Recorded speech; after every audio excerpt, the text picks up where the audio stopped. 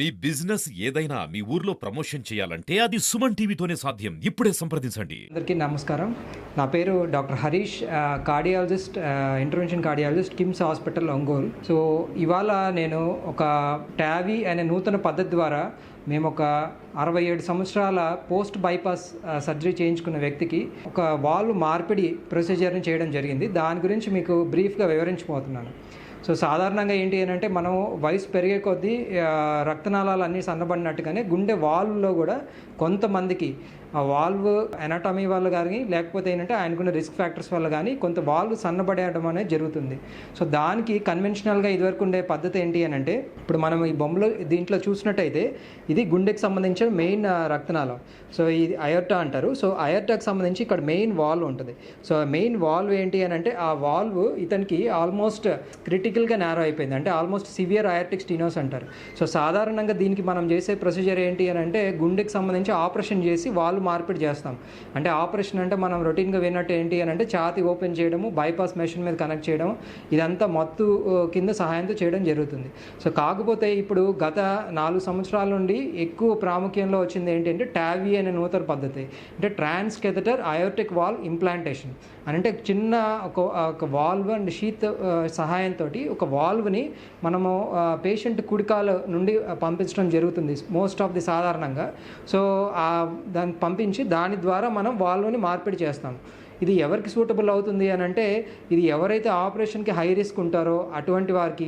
రెండోది ఏంటి అని అంటే వేరే ఇతరత్ర కారణాల వల్ల వాళ్ళ ఆపరేషన్కి బాగా హై రిస్క్ అని ఆపరేషన్ చేయలేని పరిస్థితిలో ఉంటారో వారికి ఇది చేయడం జరుగుతుంది.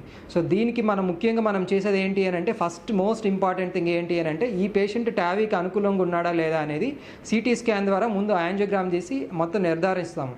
అంటే వాల్వ్ ఎట్లా ఉంది, దాని సైజింగ్ ఎట్లా ఉంది, తర్వాత దాంట్లో కాల్షియం అంటే ఎప్పుడైనా మనం అది సన్నబడిపోయినప్పుడు దాంట్లో ఏ స్థాయిలో అది సన్నబడిపోయింది, కాల్షియం డిపాజిట్స్ ఎట్లా ఉన్నాయి, రెండోది అతని రక్తనాళాలు ఎంత స్థాయి హైట్లో ఉన్నాయి, మూడోది ఏంటి అని అంటే అతనికి వాల్వ్ నిలబడుతుందా లేదా, అంటే వాల్వ్ ఎంత సక్సెస్ అయ్యే ఛాన్స్ ఉంటుంది అనేది ఒక ఆర్టిఫిషియల్ ఇంటెలిజెన్స్ సహాయంతో ఆల్మోస్ట్ పేషెంట్కి మనం చేసే ప్రొసీజర్ కన్నా ముందుగానే కంప్యూటర్లో ఆర్టిఫిషియల్ ఇంటెలిజెన్స్ ద్వారా మనం అన్ని ఎవాల్యుయేట్ చేసి దాన్ని డెసిషన్ తీసుకుంటాం.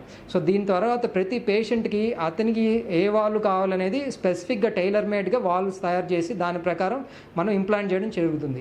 సో దీని యొక్క టావీ యొక్క ముఖ్య ఇది ఏంటి అని అంటే సాధారణంగా ఒక చిన్న మనం పరికరం ద్వారా ఒక తొడ నుండి ఒక వైర్ పంపించి అక్కడ నుండి ఇదంతా ఇంప్లాంట్ చేస్తాం. కాబట్టి దీంట్లో ఎటువంటి ఆపరేషన్కి సంబంధించినటువంటి రికవరీలో లేట్ అవ్వడం కానీ లేకపోతే వేరే ఇన్ఫెక్షన్స్ రావడం కానీ అవి చాలా తక్కువ స్థాయిలో ఉంటాయి. రెండోది ఏంటి అంటే దీని success rate almost 90 to 95% success rate ఉంటుంది.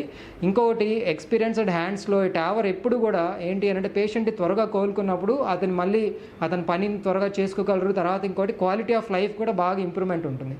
సో ఈ ప్రొసీజర్ అనేది ప్రస్తుతం భారతదేశంలో ఓన్లీ ఒక 4 ప్రధానమైన మల్టీనేషనల్ కంపెనీస్ ద్వారానే జరుగుతుంది.